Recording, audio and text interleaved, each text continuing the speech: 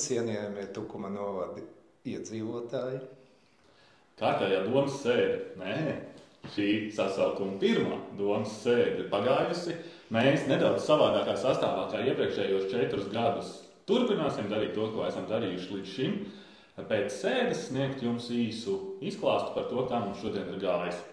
Tātad šodien mums īstenībā jau ir pagājušas 2 sēdes. Pirmā bija vēlēšana komisijas sasauktā sēde, kurā bija tikai viens darba. Vairāk jau gan bija darba kārtības jautājumi, bet lemjams tāds līdz galam bija viens. Jāievēl domas priekšsēdētājs, ko mēs visi kopīgi vienbalsīgi arī izdarījām. Un ar to arī Gundaru Važu apsveicam. Viņš ir iepriekšējos gados pierādījis to, ka spēj mūs visus tur dažādos saturēt kopā. Un arī šobrīd viņš turpinās šo darbu darīt. Tā kā arī nākamie gadi viņam šis jūgs būs jāvelk.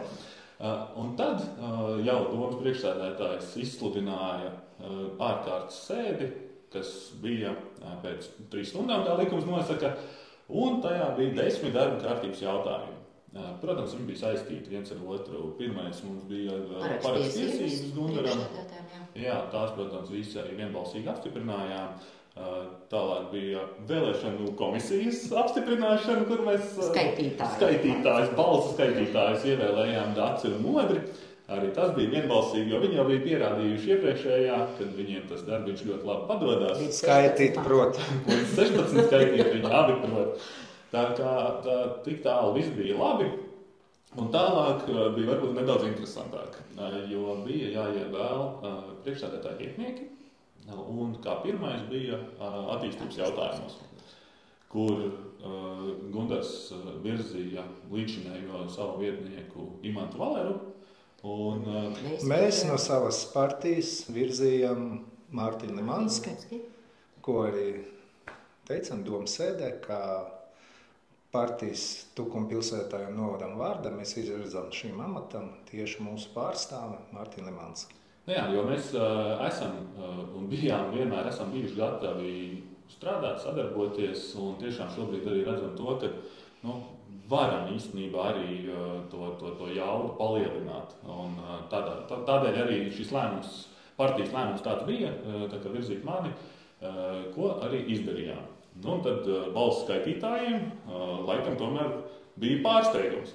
Jā, jūs skaitījāt vienu reizi, tika tātad izdalīt 16 biļeteni, 16 arī derīgi, bet pirmajā reizē neviens no izvirzītiem kandidātiem nesaņēma ievēlēto deputātu balsu vairākumu.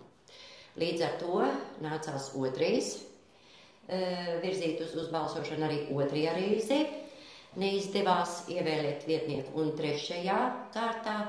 Tad tika balsis atdotas par vienu kandidātu, kurš iepriekšējās 2 reizes bija dabūjis visvairāk balsu skaitu. Tas bija Imants Valers, bet arī trešā reize bija nesekmīga. Jā, tādā veidā mēs šodien neievēlējām vienu no vietniekiem. Tad attiecīgi izlaidām 2 jautājumus, kas bija saistīti ar viņa apstiprināšanu un parakstiesībām.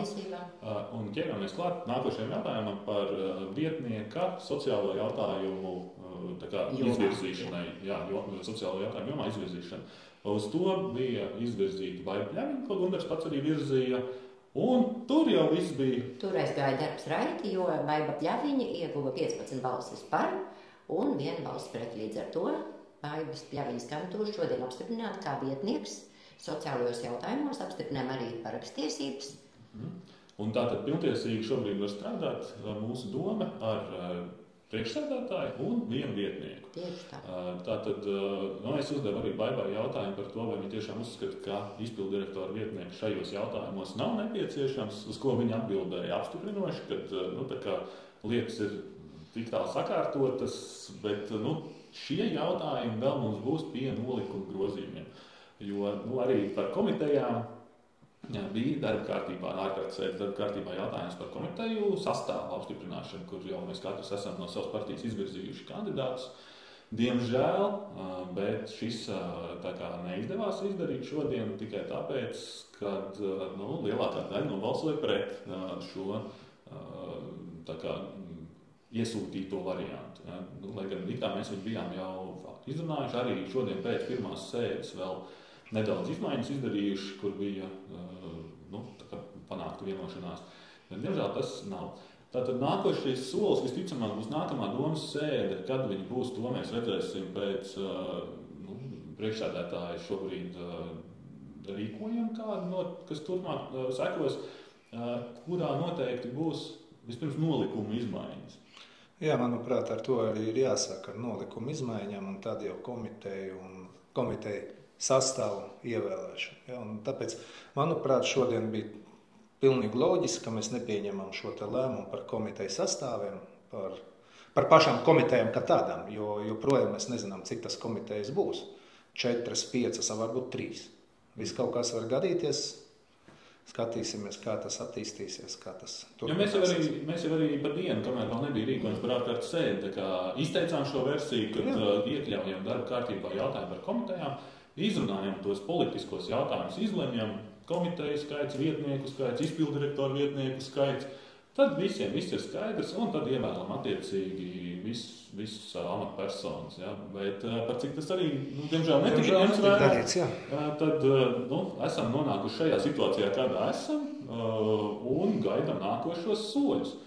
Ko vēl gribētos īstenībā piebilst, mēs jebkurā gadījumā joprojām esam gatavi atvērti sadarbībai un gatavi konstruktīvi strādāt. Tas nekas mums nav mainījies, un ko mēs pašā sākumā nepateicām. Liels paldies visiem vēlētājiem par izrādīto uzticību mums. Mēs turpmākos 4 gadus noteikti turpināsim gan ar jums sazināties, gan domājot nest jūsu jautājumus, gaidam jūsu ieteikumus, ierosinājumus, esam vienmēr atvērti. Un būsim jūsu uzticības personas. Jā, un tiešām gaidām no jums aktīvāku iesaisti, uzdodiet jautājumus. Bez jautājumiem nebūs atbildes, tāpēc gaidām jūsu jautājumus, gaidām jūsu priekšlikumus, un mēs būsim tie, kuri virzīs šos te jūsu jautājumus tālāk risināšanai domē. Ja, un tagad izbaudām vasaru un tiekamies Rožu svētkos. Tiekamies Rožu svētkos. Atā. Lai top.